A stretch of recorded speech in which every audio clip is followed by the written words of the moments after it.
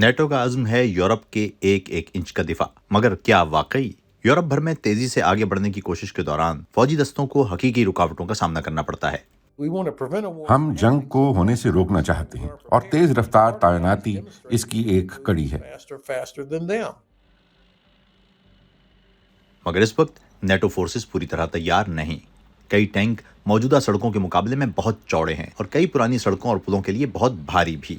اور اب تک جنگ کے باقاعدہ اعلان سے قبل فوجی دستوں کو قومی سرحدیں عبور کرنے کے لیے ہر ریاست سے اجازت درکار ہوتی ہے۔ ایک مطالعے کے مطابق فرانس سے رومانیہ میں فوجی سامان کی منتقلی کے لیے 60 روز تک لگ سکتے ہیں۔ ویسے پیدل بھی چلیں تو یہ سفر 20 دن میں طے ہو سکتا ہے۔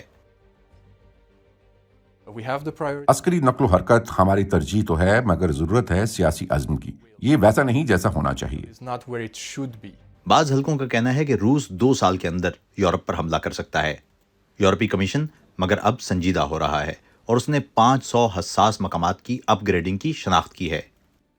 جتنی تیز ہماری فورسز کی حرکت ہوگی اتنا مضبوط ہمارا دفاع ہوگا۔